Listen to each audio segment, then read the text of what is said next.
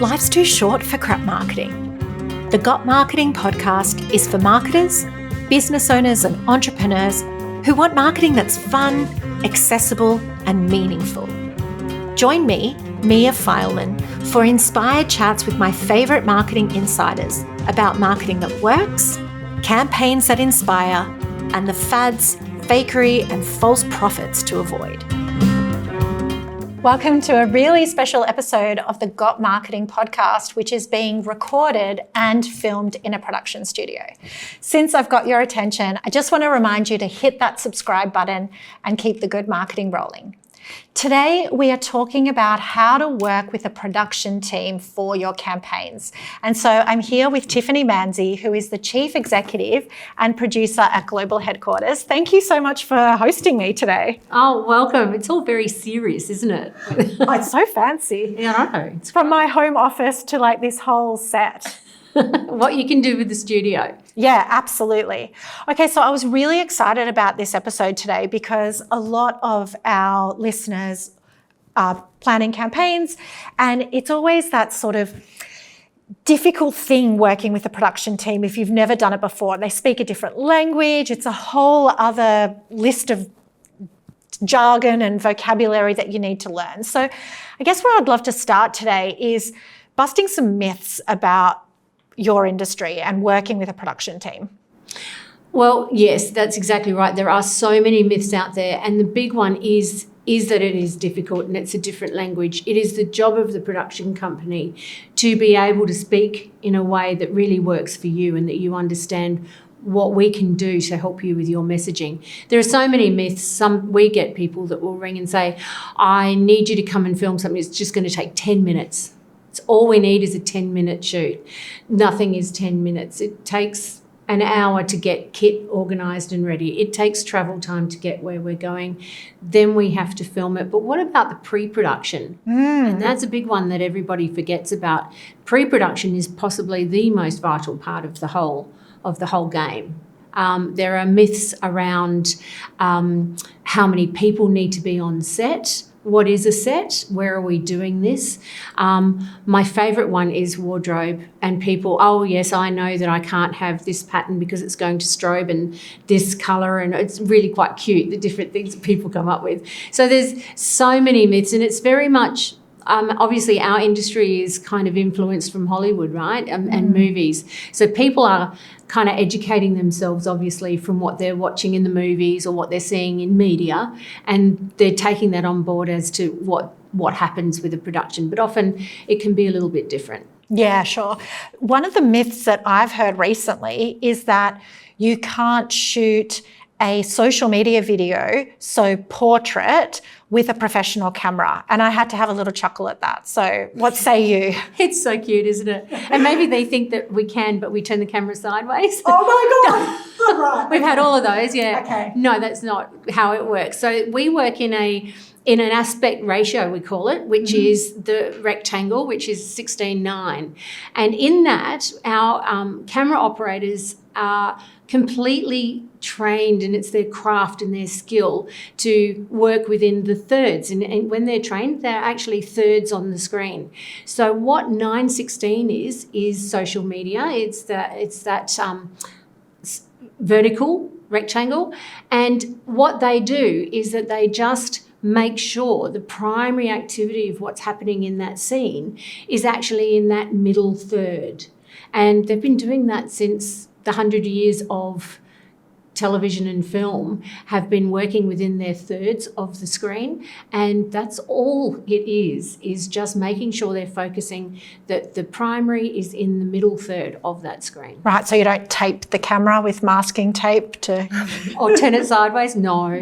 But if you were on site, if we're on shoot and we have a director's monitor, certainly what we do is we have grid marks that come on the monitor to show you exactly where that middle third is, so that you can actually see what's being filmed and really get a good idea of what is actually going to be in that middle third. Yeah, right. Okay, great. So Global Headquarters, you're the leading video production company here in the Northern Territory. So what is your sort of scope of work? Like, what kind of projects do you do here because it's quite broad, right? Exactly. And that's why we came up with the name Global Headquarters, because we are remote. We're in Darwin in the Northern Territory, but our clients range from right across Australia over to the UK. We do a lot of work in America for American production companies. And we also obviously have our client base here in the Territory. We are a boutique production company in that we have that high-end broadcast quality equipment and skilled staff to be able to do the high-end work that comes our way. We used to live in Sydney, and my husband was a camera operator in Sydney, and we decided that we were going to move to the Territory because it became very obvious to us that we didn't need to be on the eastern seaboard to actually stay in our industry and work in our industry. So Global Headquarters is very adept at working remotely. We've got all the skills and tricks up our sleeve for working in what is an incredible environment, but a very harsh one to work in. And it also means that all of our clients in the Territory are getting top-notch, high-end production quality value, but not having to go to the eastern seaboard to actually access that.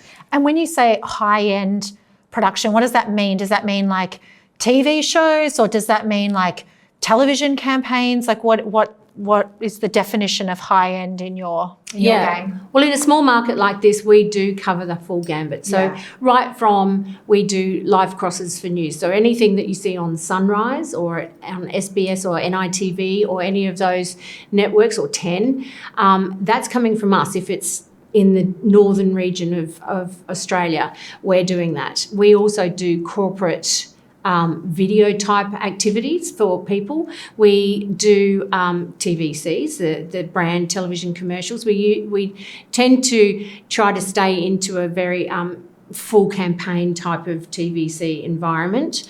And we're doing a lot of digital content work as well, because that's where the market is asking for a lot of that.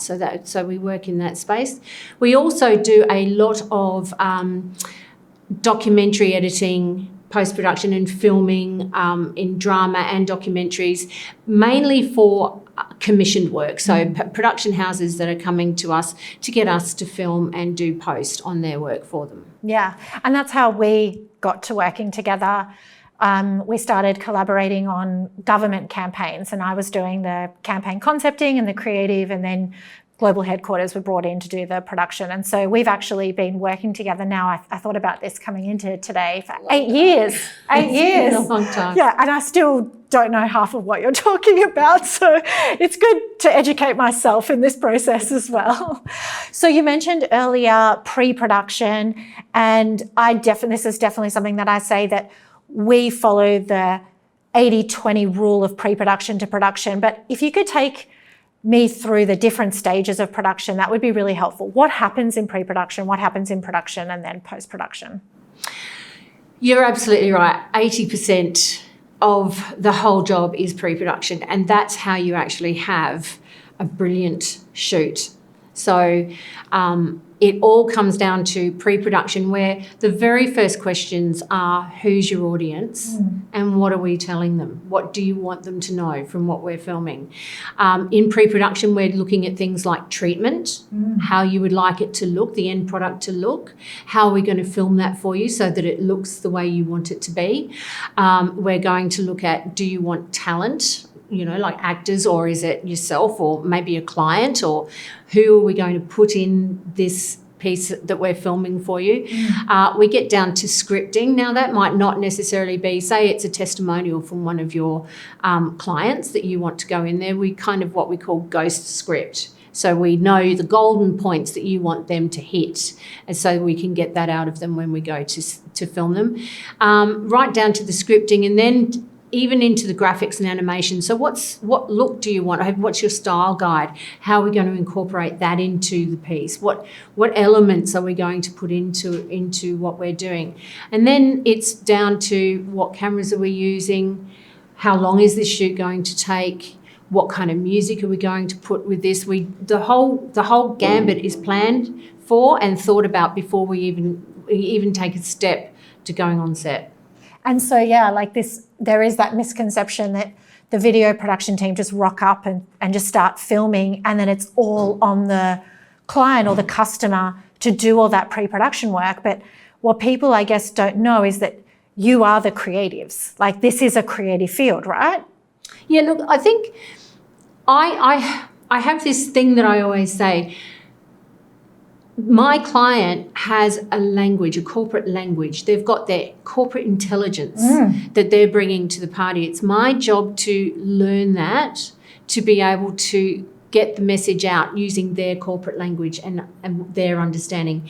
It's not for my client to have to learn my language and what we're doing. We've got the tools and the skills to be able to create what we need to get that language across, so that what is going out is not something that the client should feel very intimately like this is something that is absolutely me. This is absolutely what I'm wanting to say about my business. This is exactly what we as a company are all about, and feel an incredible amount of pride with whatever it is that we've made. Not necessarily feel one step away from it and go, oh, that looks nice, kind of says what I want it to say.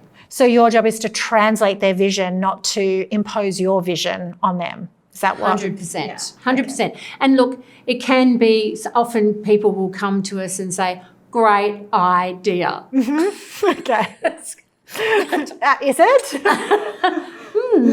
Okay, yeah. But they do, and that's fair enough, because they've seen something and thought, this is really going to work for me. How many times do we go to hair salons and say to the stylist, I want that.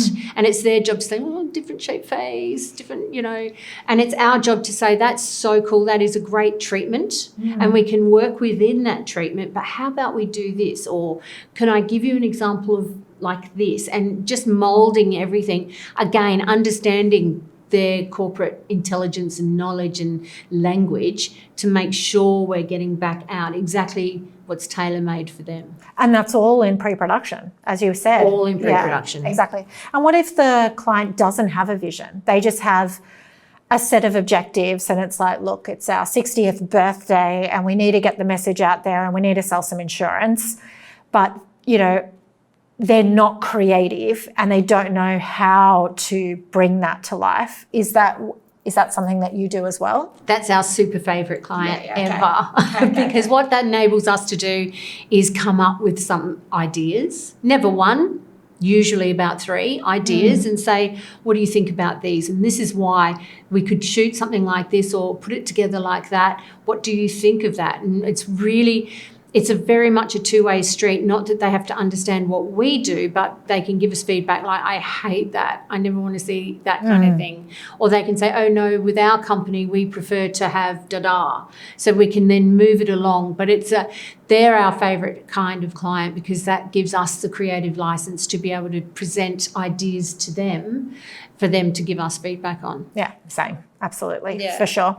So for people who may not have had experience working with the production team or thinking about doing it for their next campaign, what would you say are some of the best ways to work with a production team like yours? It really is. It really is about having an initial meeting and talking it through. Know your budget, and have that initial conversation. And it can be daunting, of course. Anything where you're not kind of in that wheelhouse, it's really daunting to try and step into it, right? But have that first meeting and chat about what it is that you're wanting. Or sometimes a lot of clients don't really know if they want a 60-second, a 30-second or a 15-second. Do I want it to go on TikTok? Do I want it to go on socials? A lot of the time that decision is still not there. But I know I need to communicate in video, and I know this is what I want to communicate through video. So it's about have that meeting and just talk through that. Your production company is going to sit down and say, oh, okay, so who are you trying to talk to? What messaging are you trying to get out? What's the plumb line? What's the real message that you want to get out? And if they've been working with someone like yourself, they'll have an idea of where they want things to go, and then you can start to develop what we call devices they end up getting out of the project. And I think one of the key things to think about is that you might get one thing made, but you've got all of this footage that has been filmed. So that's all your asset. So you're investing in your own business with the visual asset that you've got. So you could turn that around and say you made a 30-second TVC for television, for free-to-air television.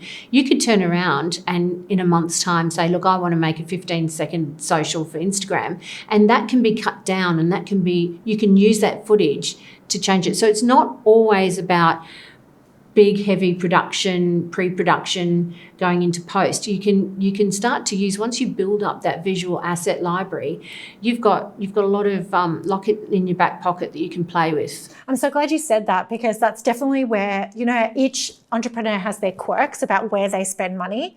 And some people are like, you know, they love to spend money on fancy tech, or they like to have it on, you know, cool apps and subscriptions. Mine is 100% on campaign videos. Like my first campaign was 15 grand, second one was 5 grand, and the last one was $1,200. But like, that's a lot of money for a small business, you know, to invest. But those campaigns have built my brand. Like, we still have people coming to us who have seen The Gurus We Deserve for the first time and being like, oh my God, was that you? And I'm like, yep, that's us. So I love that you said that it is an investment and that it is an asset in your business when it's done properly, right? Can you answer a big question for me, which I've sort of been a little bit embarrassed to ask, but why are there so many people on a production set? Like, what do they all do? It looks pretty dramatic, doesn't it? It does.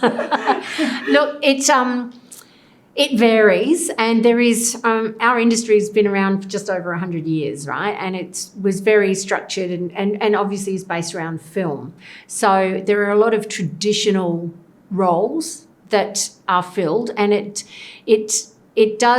because there are a lot of different buttons to push, cameras to hold, lights to fix, all of that kind of thing, someone to make sure there's continuity, all of that type of thing. So one set of eyes can't do it all.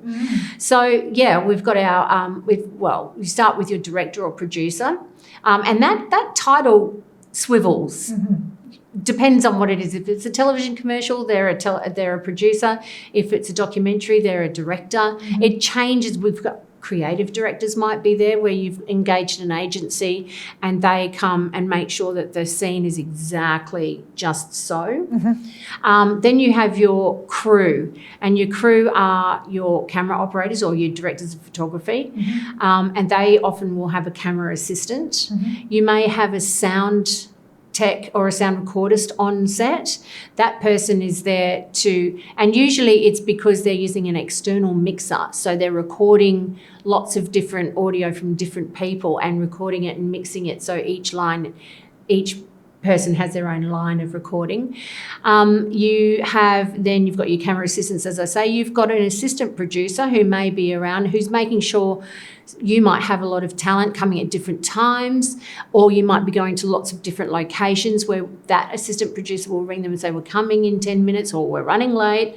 They organise where lunch is so that because time is money, right? So they make sure catering is where it needs to be, when it needs to be. And all of these roles tend to be on your bigger, chunkier productions. So there are a lot of people that are on set, but they all have pretty important jobs to do. Got Marketing is brought to you by Campaign Del Mar, a marketing education platform for marketers and entrepreneurs. Learn practical, repeatable, and actionable steps to market with confidence. Nail your email marketing strategy, or join Campaign Classroom and learn to create memorable and effective marketing campaigns. These are not the kind of online programs where you are left floundering, unsure how to put theory into practice. Nor will these programs sit unfinished for months. You can expect hands-on, tailored advice, accountability, and a supportive community, and you will walk away with lifelong marketing skills. Learn more at campaigndelmar.com. I think it's because there's no do-over, right? You go to so much trouble to plan the shoot, and you've got the location, you've got the talent, You've got everyone in the same room. You can't be like, oh, well, we've forgotten a cable.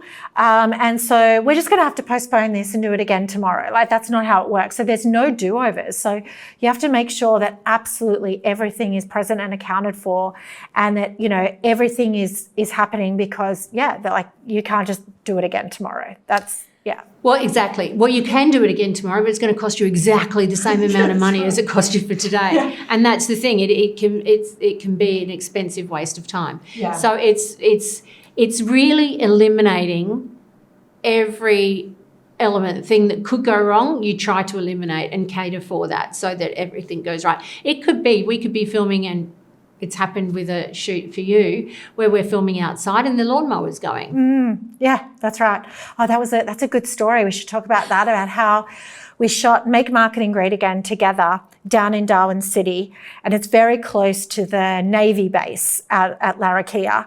And we just couldn't get the microphone packs to work. And we figured out that it was probably because the Navy was scrambling the microphones. And who would have thunk it, right? Exactly. Like, you can plan for everything. That's right. And then stuff still happens. It's great. And then the lawnmower, the ride-on lawnmower in the parklands. Yeah, that's right. That's the sort of stuff that would happen. But a production crew are the people that have no qualms with politely going over to the council guy right on the mower saying, could you just stop for a little while? Where your average bear would never dream of telling somebody to be quiet when they're doing their job. But we will do that just because, it's expensive to do it all again. Yeah, totally. One of my favourite photos from that shoot was we had big campaign posters with a stick that you would put into the ground, and there's a photo of you, and you've grabbed something out of the kit and you're hammering it down into the grass, and I'm just like, she's taking out some frustration at the moment into this. Amazing. So what your industry is changing completely, like as we've spoken about, it's gone from television commercials, which, you know, nowhere near as many brands. I actually saw a really good stat that says that 56% of all marketing budgets are now being spent in digital. And so that's, you know, digital advertising, but also predominantly social media is the number one part of that budget. So it used to be completely the other way around, where, you know, 70% of budgets were spent on offline, you know, television commercials, billboards, radio, and now it's completely shifted. So what does that mean for you, and what other shifts are you seeing in your industry, and how are you as a production company adapting to that? Yes, our industry is changing constantly, right down to the cameras. I mean, we're refreshing cameras constantly because of that. But mainly the digital space and the content generation for the digital space is very much a huge shift, and we all know that that's the case. It's really important, but there's kind of there is a layover of what is happening insofar as socials and digital content, corporates like hero videos and things that are being sent in EDMs and all kinds. There's so many different ways content is being used. So the aim of the game is to make sure that we're keeping on top of what is relevant content and what is comfortable for the audience that are watching what you want to say. There are, and we've just talked about all of the roles that happen on a big, chunky film shoot. Well, now there's a need to be adaptable, and very much people are wanting to have that relatable in situ type of videos being made as well. So we, for example, and it actually was born out of COVID, when all companies started to hibernate, we came up with a product called Digital Motion. And the reason Digital Motion came about was because I was dying inside that these incredible companies that we had worked for, they all went into hibernation. And to stay relevant and to stay in the minds of their customers, they were making their own videos with terrible audio and posting that out there. So what we did was we came up with Digital Motion, which is a very efficient one camera operator. You are actually the director. You do your own, you work out your own content, and you get a professional broadcast camera and a professional skilled DOP out to you, and you film what needs to be filmed. Its audio is great because Audio is everything with video. I know that sounds strange, but it really is. So get that done, and then we can turn it around within a 48-hour period, and you can have it back so that you can pop it on socials or wherever you want. We can even do it in all of the different aspect ratios that you might need for all of the different places that you want to put it. And asking for a friend, how much would that sort of set someone back? Starts at 2,000. Oh my God. Yeah. Oh my God. That's amazing. Right? So good. 2 hours. Okay. They're out there with you. And not only that, remember, you've got some vision content there. You've got asset already. So you might even be able to later just add another digital motion onto that, but you can create 4 or 5 different things throughout the year. So that content generation and being logical and how that works for the client is something that's an example of a product that we make available, so they don't feel like they have to shoot it on their phone and then spend hours. I have so many clients who say, the cold sweat of 15 hours of trying to edit this thing together, it's not my wheelhouse. Why? Exactly. Exactly. That we take that all away. Yeah, I think that's such a clever product in response to the demand of video content that you have now. I heard something really clever being said, which is that if content is king, video is the master of the universe. Like, that is the world that we're living in with TikTok and Instagram, but it is a hungry beast. Whereas back in the day, you could record a 30-second television commercial and then just flog that to death, through whatever, MASH episodes, and just play that same creative time after time. Now you've got to come up with new content every single day for social media. And it's just so hungry. So this idea that you can, go and get that bank of content and have it, because like you said, people will put up with a lot, but they will not put up with shaky visuals and crappy audio. Yeah. It's such a shame because it just ruins the message. Totally. And what about this? Like what we're doing right now, recording podcasts, not just as the audio, but also as the video. That's the biggest trend I've seen in 2023. 100%. And we have a studio here inside in our Manelli studios. So exactly that. Content gatherers can come in here and actually get set. They can put up whatever set they want. And we can get it recorded for them. I love the shameless plug. I Love know. it, yeah. Well, and they're not even in the heat. I could go on. Could you? Amazing. So we're getting close to wrapping up this episode, but there's a few things that I would love your help explaining because I just have not been able to. Breaking the fourth wall. What is that? How do you explain that? And when should you use that? How to explain it? Yeah. So what happens is the audience is watching. There's again, treatments. So the audience is watching and they're observing what we're doing. It's fly on the wall type of thing. But as soon as I go like this and start talking at the audience, I've broken the fourth wall. All of a sudden the audience is going, oh. Right. And that's a deliberate technique sometimes and can be kind of cool to say, don't pay attention. But that's what breaking the fourth wall is. Right. So the audience is a spectator to the action, but then something happens and they turn and they address the audience. And then that's sort of funky, yeah. Try it. Hey. And so come to think of it, do you know who does that all the time? Is The Office. Exactly. Right. Okay, so it's that. So every time Jim turns to camera and he rolls his eyes because of something that Steve Carell did, then that's okay. So that's breaking the fourth wall. And that can be they use it as a relatability tool. So it's kind of like you and I have got a private thing going. She doesn't understand what's happening, right? And that's where you can draw your audience in. So many clever things you can do with video. Oh, tell me more. Honestly, this is what really turns me on. So do you know the angles? Angles is another one that's really fun. So it's 101 when you go to media school. But if you are shooting down and up, you are making somebody almost an authoritarian type of vibe, and they're good and they're authoritarian.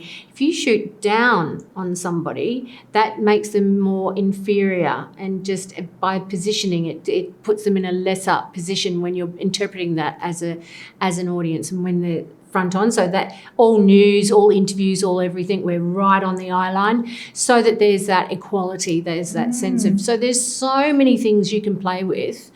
And I guess that comes down to the difference between self-shooting things and having a qualified, skilled technician like a DOP and a producer on board to help you just with simple treatments like that, work out exactly how you want something to work. Yeah, totally. I remember with Make Marketing Great Again, we had like a wide shot that was like an establishing shot for context, because otherwise, if you're really tight in on someone, you don't understand that what's going on around them. So we need to have that shot where you see, oh, okay, it looks like there's a podium and that someone's going to speak at the podium and there's an audience and there's some microphones. So maybe this looks a little bit like a press interview. So it sets the scene.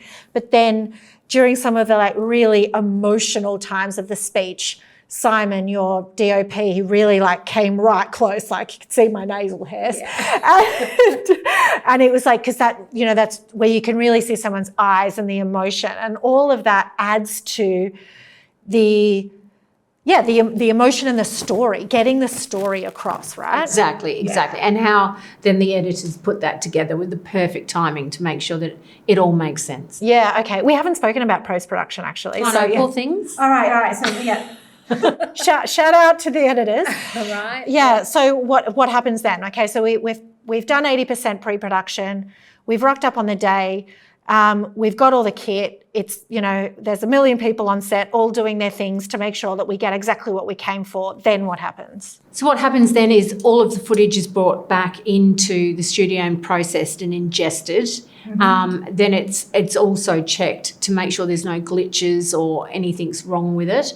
Then that goes into the edit suite. Now the producer or director will then have a meeting with the editors and think of it like a handover almost, where they sit with the script or whatever. The editors aren't new to the game at this stage. They've been involved in pre-production.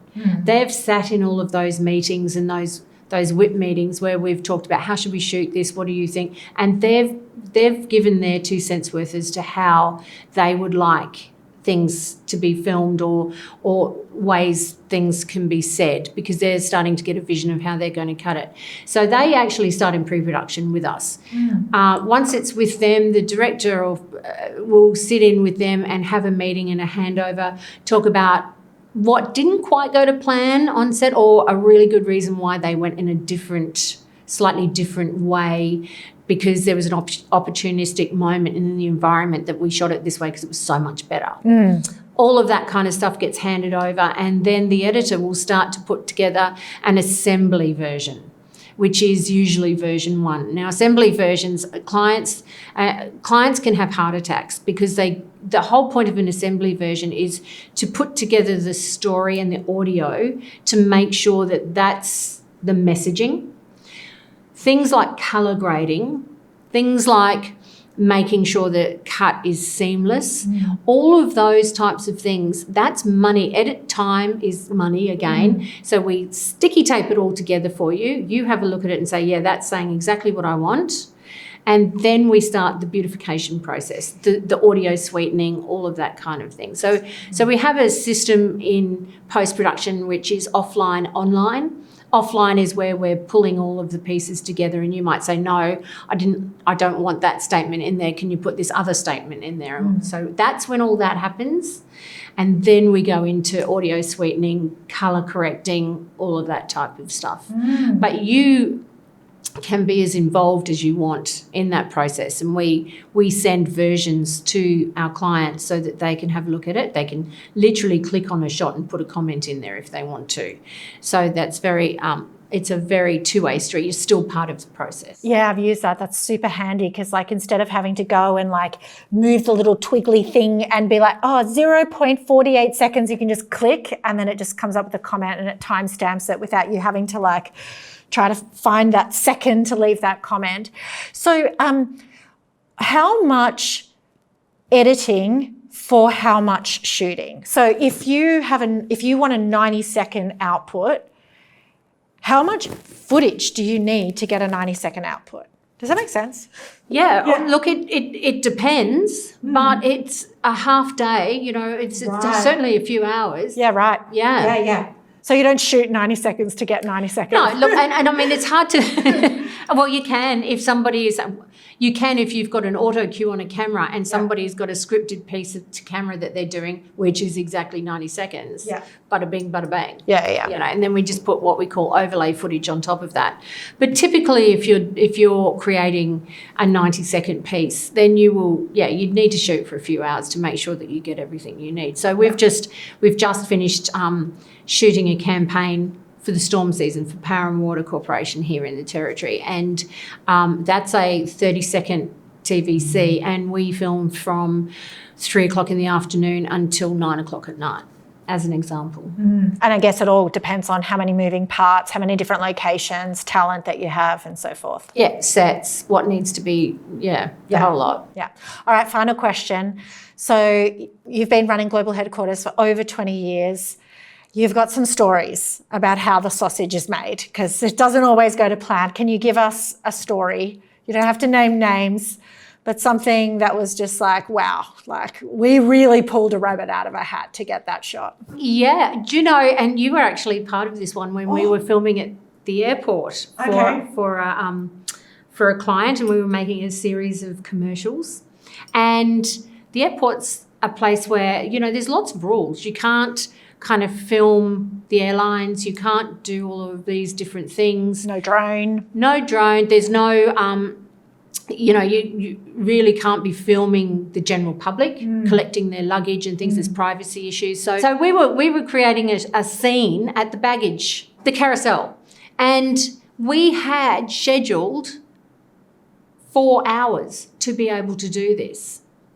We got told... Oh, I remember. Oh, yes. 20 minutes into it, we were told that we had half an hour. What a way to light a firecracker under your derriere. It's just, we all just looked at each other. And it's not that easy, because you've got to have the timing of the bags coming around, when the person picks it up, when they walk away. Nightmare, let alone the camera operators, and they're kind of in this movement with their cameras, and the choreography alone was enormous. So true. I remember that because we had extras and the extras didn't realise, they forgot that they were being filmed. So then they started doing things. I'm like, excuse me, could you stop doing that? We're currently trying to film this thing. Yes, so true. And then to add to that, the client had their television commercial on one of the digital displays at the airport, but it was on a timer that it was only coming up every 3 minutes or something. Yeah. And so we needed to get the audio in time to sync the video, the visual, the filming in time with the client's television commercial. Anyway, it was a symphony of, So that's an example of how weeks and weeks and weeks and weeks of pre-production, weeks of meetings at the airport, and then on the day it was just, you've got half an hour. Yeah, right. Yeah, but we got it done. We got it done. Or you got it done. I don't know why I'm taking credit for this, but You're madly running around with suitcases and everything. Yes, I did all the heavy lifting, obviously. Amazing. That was such a pleasure to chat to you, Tiffany. Thank you so much for hosting us. And yes, if anyone wants to come and record their podcast or their video, this is such a sweet space, such a sweet studio in Winnelly. So thank you once again. Thanks, it was fun. Thank you. You listened right up until the end. So why not hit that subscribe button and keep the good marketing rolling? Podcast reviews are like warm hugs, and they're also the best way to support a small business. You can connect with me, Mia Fileman, on Instagram or LinkedIn, and feel free to send me a message. I'm super friendly.